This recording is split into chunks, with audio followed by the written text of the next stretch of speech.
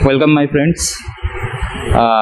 Surviving with cancer के third part में आप लोगों का स्वागत है। मुझे पता है, मैं जैसे प्रॉमिस किया था आप लोगों को कि मैं बहुत फ्रीक्वेंटली वीडियोस अपलोड करूंगा एंड आप लोगों के पास मेरा जर्नी शेयर करूंगा। आई नो मैं मेरे प्रॉमिस पे खड़े उतर नहीं पाया हूँ, बट मेरे तरफ से इसलिए मैं माफ़ी भी मांगता हूँ। लेकिन प्रॉब्लम ये हुआ कि मेरे ट्रीटमेंट ऑलरेडी इन प्रोसेस है एंड उसकी वजह से मुझे काफ़ी कम समय मिलता है। जैसे आपको पता है कि कीमोथेरेपी एंड अदर ट्रीटमेंट्स जो भी कैंसर का है वो काफ़ी हेक्टिक भी रहता है, एग्जॉस्टिव रहता है इन नेचर। तो उसकी वजह से मैं उतना समय नहीं दे पाया। बट हाँ, आप लोगों के लिए आज मैं थोड़ा सा अलग करने की कोशिश किया हूँ। ये ब्यूटीफुल बांद्रा की सी और उसी समुंदर के सामने बैठ के मैं आप लोगों के लिए आज का वीडियो बना रहा हूँ। आई डोंट नो मेरी ये पहली कोशिश है तो कितना सक्सेसफुल रहेगा, क्योंकि लहरों की आवाज़ काफ़ी तेज़ है। तो मैं अपनी तरफ से पूरी कोशिश करूँगा कि जितना भी मैं आप लोगों के साथ आज इंफॉर्मेशन शेयर करूँ वो वैल्यूएबल हो एंड आपको उससे मदद मिले। एंड डेफिनेटली अगर आपको ये इस टाइप का इंफॉर्मेशन शेयरिंग अच्छा लगता है तो आप डेफिनेटली बताना। मैं कोशिश करूँगा थोड़ा सा नेचर में जाके ये ब्लॉगिंग बनाने का, ताकि वो बोरिंग रूम का बैकग्राउंड आप लोगों को देखने को ना मिले। एंड ऑब्वियसली कैंसर हुआ इसका मतलब ये नहीं है कि आपका लाइफ खत्म हो गया हो। You have plenty of things to see, you have plenty of things to remember, you have plenty of things to get the essence from. तो नेचर से बढ़िया चीज़ वो कुछ हो ही नहीं सकता है। आज सुबह मुझे ये लोकेशन का पता चला तो मैं आज सुबह ही आ गया जल्दी and luckily I got a place जहाँ पे मैं आप लोगों के साथ बैठ के बात कर सकता हूँ। Anyways, enough for the introduction. तो जैसे कि मैंने बताया था कि मुझे लिम्फोमा डायग्नोस हुआ था एंड उसके बाद एक्चुअली काफ़ी सारे प्रोसेस हो गए इन द सेंस कि मेरा पहला जो बायोप्सी हुआ था वो बायोप्सी का जो यहाँ पे अगेन इन्होंने टेस्ट किया था उसका रिपोर्ट आया था as a DLBCL, diffuse large cell lymphoma बोला जाता है उसका सब टाइप। बट मेरे सिम्टम्स एंड मेरे रिपोर्ट्स के मुताबिक डॉक्टर उतना कॉन्फिडेंट नहीं थे, तो इसलिए उन्होंने फिर से मेरा बायोप्सी कराया, जो कि मेरा चेस्ट से उन्होंने निकाला था। एक जो भी बायोप्सी के लिए उनको निकालना पड़ता है टेस्ट के लिए। एंड उसके साथ साथ उन्होंने मेरा बोन मैरो टेस्ट भी किया था, जो हिप जॉइंट से निकाला था, ताकि उनको पता चले कि बोन मैरो इन्वॉल्व है कि नहीं है। अलोंग विद दैट उन्होंने CSF भी टेस्ट किया था, जो आपका स्पाइनल कॉर्ड का फ्लूइड होता है उसको भी टेस्ट किया था। तो कुल मिलाकर सारा कुछ जब रिपोर्ट कंबाइन तरीके से आया तो ये आया, फाइनल डायग्नोसिस ये हुआ कि मेरा DLBCL नहीं है, सब टाइप ऑफ लिम्फोमा है PMBCL, primary mediastinal large B cell lymphoma. तो एनीवेज PMBCL का ट्रीटमेंट प्रोसीजर डॉक्टर ने बोला थोड़ा सा अलग रहेगा, क्योंकि पहले के हिसाब से उनको जो प्रोटोकॉल प्रोवाइड किया था उन्होंने वो RCHOP प्रोटोकॉल था, followed by radiation therapy RT। But अभी जब PMBCL कंफर्म हुआ तो डॉक्टर्स प्रोटोकॉल को चेंज किए एंड उनके हिसाब से PMBCL के लिए best suitable protocol for young patients and healthy patients is DA-REPOC। तो DA-REPOC थोड़ा सा इंटेंसिव है, इसका टॉक्सिसिटी बहुत ज़्यादा है। आपको एडमिट होके कीमो लेना पड़ता है फॉर 5 कंटिन्यूअस डेज एंड उसके बाद आपका जो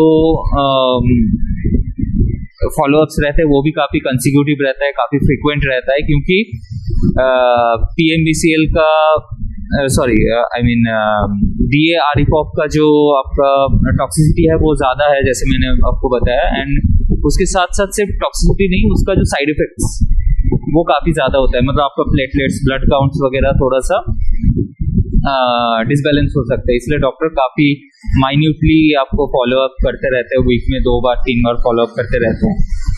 एंड वो आपको वेन में नहीं दिया जा सकता है, उसका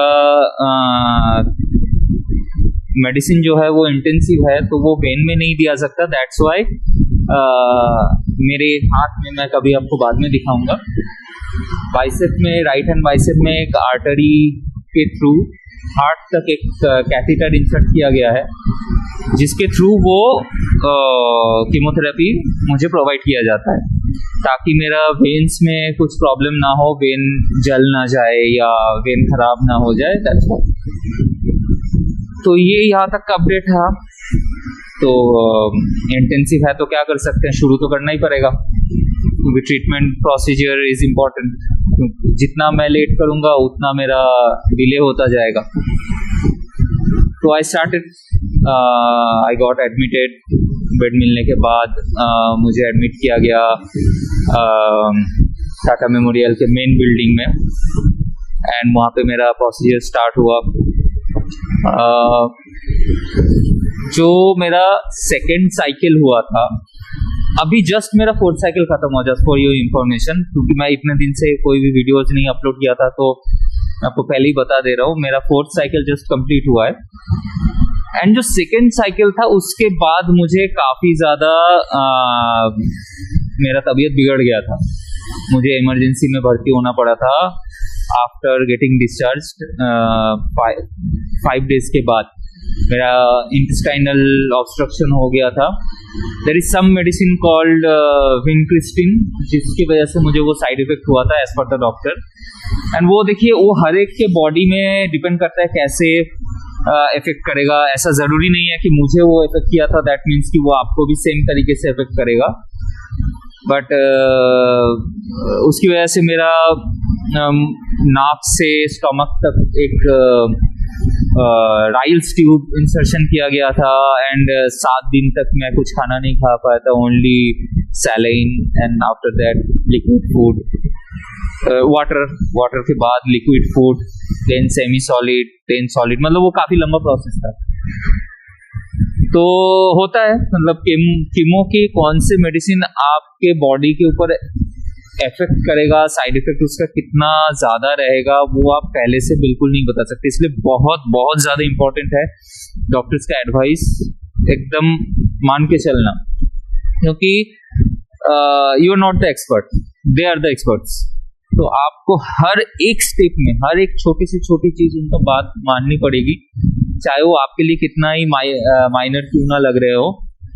जो भी मेडिसिन वो बोलते हैं, जो भी टाइमिंग्स वो बताते हैं, उसको स्ट्रिक्टली फॉलो करना है। फॉलो अप्स तो बिल्कुल मिस नहीं करना है, नेवर डू दैट, क्योंकि आपके ब्लड काउंट्स अगर अचानक ड्रॉप हो जाते हैं तो आपके बॉडी में बहुत ज़्यादा साइड इफेक्ट्स क्रिएट होंगे। तो never miss the follow ups, and उनकी हर बात मान के चलो। मैं प्रे करूँगा भगवान से कि आप जो भी इस दौर से गुजर रहे हो वो बहुत जल्दी ठीक हो जाओ, एंड होपफुली मैं भी हो जाऊँ देखते हैं। फाइनल अपडेट ये है कि मेरा आफ्टर 4th साइकिल मुझे फिर से पेट स्कैन कराना है, 2D को कराना है, एंड उसके बाद उसका जो रिपोर्ट्स आएंगे उसको देख के डॉक्टर थोड़ा प्रोग्रेस रिपोर्ट बता सकते हैं। जैसे स्कूल में प्रोग्रेस रिपोर्ट होता था ना कि मिड टर्म एग्जाम, ये काइंड ऑफ वैसा ही है मिड टर्म एग्जाम मेरे लिए।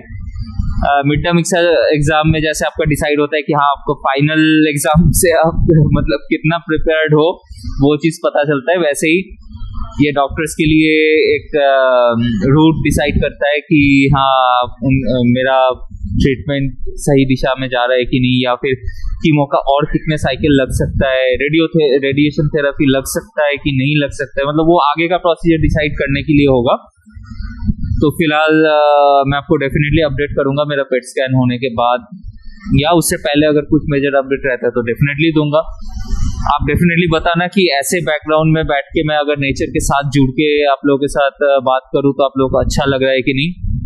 आई would love to do that, क्योंकि मुझे भी अच्छा लगता है मॉर्निंग में, अर्ली मॉर्निंग आके समुंदर, लहरें, हवाएं, मतलब you will feel alive, right. वो hospital, medicine, chemo, patients, doctors, ठीक है वो तो एक पार्ट है, लेकिन आप उस पार्ट में इतना भी मत इन्वॉल्व हो जाओ कि आप इसको भूल जाओ, है ना।